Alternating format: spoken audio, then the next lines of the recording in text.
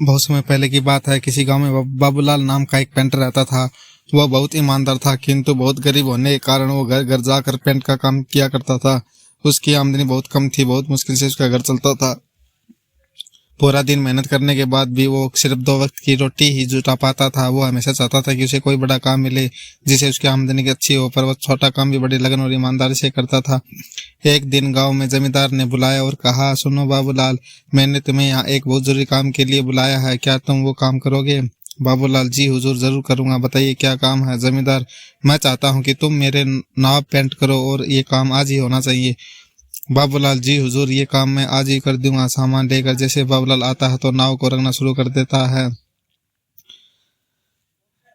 जब बाबूलाल नाव रंग रहा था तो उसने देखा नाव में छेद था। वो सोचा, अगर इसे ऐसे ही पेंट कर दिया जाएगा तो ये तो डूब जाएगी। ऐसा सोचकर वो छेद को भर देता है और नाव को पेंट कर देता है। फिर जमींदार के पास जाता है और कहता है, हुजूर, नाव का काम पूरा हो गया है, आप चलकर देख लीजिए। फिर वो दोनों नदी के किनारे जाते हैं। नाव को देखकर जमींदार बोलता है, अरे वाह बाबूलाल, तुमने तो बहुत अच्छा काम किया है। ऐसा करो, तुम कल सुबह आकर अपना पैसा ले जाना।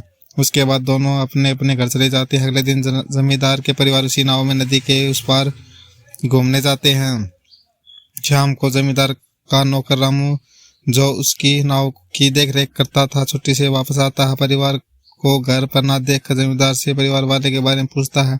जमींदार उसे सारी बात बताता है। जमींदार बात सुनकर रामू चिंतन में पड़ जाता है। उसे चिंतित देखकर जमींदार पूछता है, क्या हुआ रामू, ये बात सुनकर तुम चिंतित क्यों हो गए?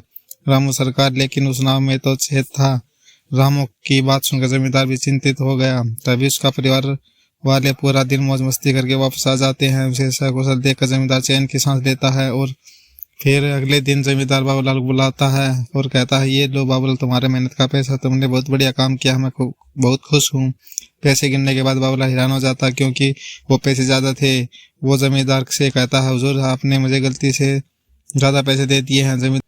जमींदार, नहीं बाबूलाल, ये मैंने तुम्हें गलती से नहीं दिए, ये तुम्हारी मेहनत का पैसा है, क्योंकि तुमने बहुत बड़ा काम किया है। तुमने इस नाव की छेद को भर दिया जिसके बारे में मुझे पता भी नहीं था। अगर तुम चाहते तो उसे ऐसे ही छोड़ सकते थे, पर तुमने ऐसा बिल्कुल नहीं किया, जिसके लिए मेरे परिवार सुरक्षित घर वापस आ गए हैं।